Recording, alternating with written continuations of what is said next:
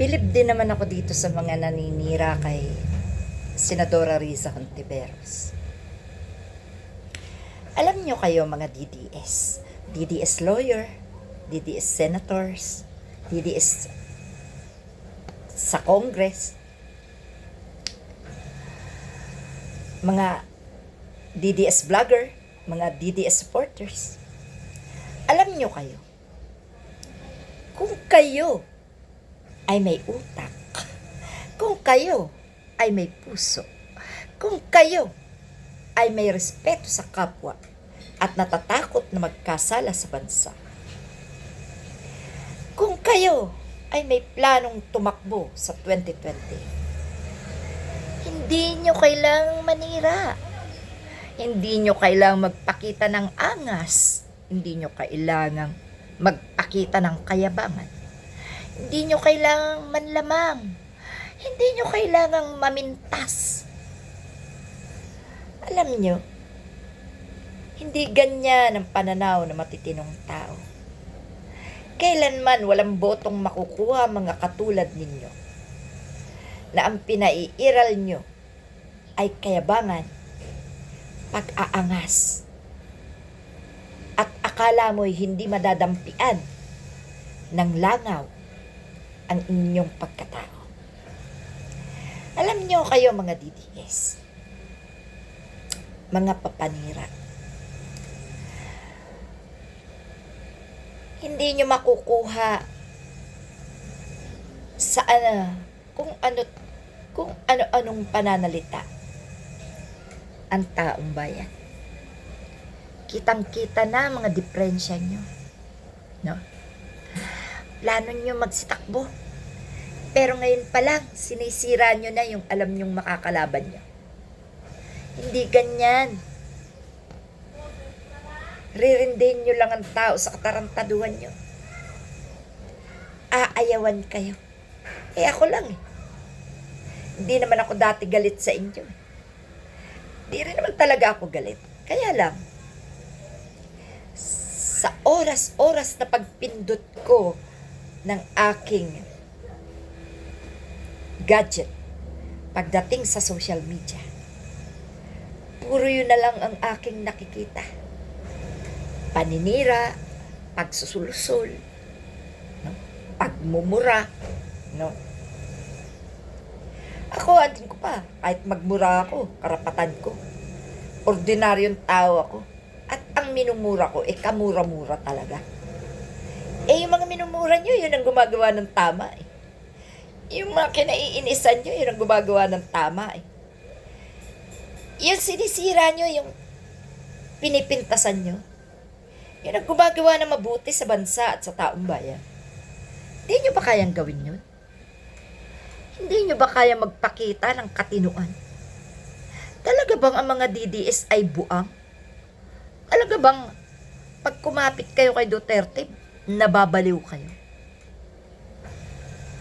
Alam nyo kayo, kahit kayo ay mga pilay, mga walang itsura, kahit kayo ay mga isa lang ang mata, kahit kayo ay bingot, kahit kayo ay sabihin pang parehong kaliwa ang paa, putol ang mga braso. Alam nyo, wala yung mga kapansanan na yan kung kayo ay nagpapakita ng kabutihan. No? Talo nyo pa ang isang perpektong tao sa pangangatawan. Talo nyo pa ang isang very normal person.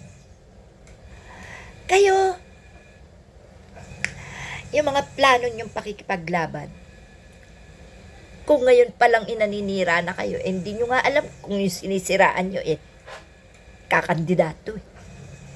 Tuwan-tuwa na kayong siraan. Takot na takot kayo sa mabubuting tao. No? Bakit kayo?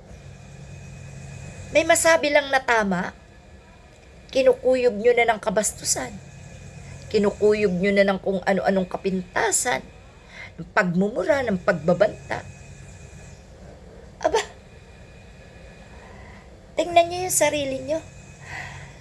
Ikaw, isa kang pilantod. Nakapag-aral ka.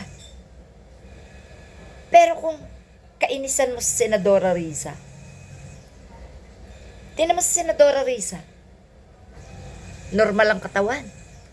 May utak, disente. May itsura. Pero hindi niya nagagawa magyabang. Hindi niya nagagawa ang manira at mamintas. Bakit gano'n? Kayong may mga kapansanan, kayong mga naturingang mga abogado, abogada, kayong naturingan ng mga may amo kuno na mamamatay tao, kayo pa yung tila takot na takot dahil inuunahan nyo ng paninira at pamimintas. No? Isa lang naman talaga ang tinutukoy ng inyong mga gawain. Yung mga galawan yung ganyan. Isa lang. Takot kayo. Takot kayo kay Atty. Lenny? Takot kayo kay Senadora Risa? Takot kayo kay Senador Trillanes? Takot kayo kay Senator Bam? Takot kayo kay Senator Kiko? Takot kayo kay Congressman Shell Jokno? Takot kayo kay Congresswoman Atty. Leila de Lima? Alam nyo? Takot kayo sa kanila. Bakit? Kasi matino sila. Kayo mga talipandas at talipandos. No? Nasa inyo rin ang ikababagsak nyo. Yan na nga eh. Hindi nyo ba nakita na dahil sa inyong mga DDS, si Duterte ay lalong pinanggigilan ng ICC na huwag palabasin? Ganyan din ang kasasapitan nyo kung sakaling kayo tatakbo. Laglag din kayo dahil hindi nyo pa naman alam ang kalaban. Ang kinakalaban nyo kung tatakbo, sinisiraan nyo na. Alam nyo kung sino pa yung matino? Siya pa yung tahimik. At kung sino yung mga maaangas, yung makikipaglaban, sila pa yung ay tunay naman. Wala kayong pinagkaiba kay Rodrigo Duterte at kay Sara Duterte. Wala kayong pinag-iba. Pare-pareho talaga kayo. Iisa nga ang kulay nyo. No? Mga DDS.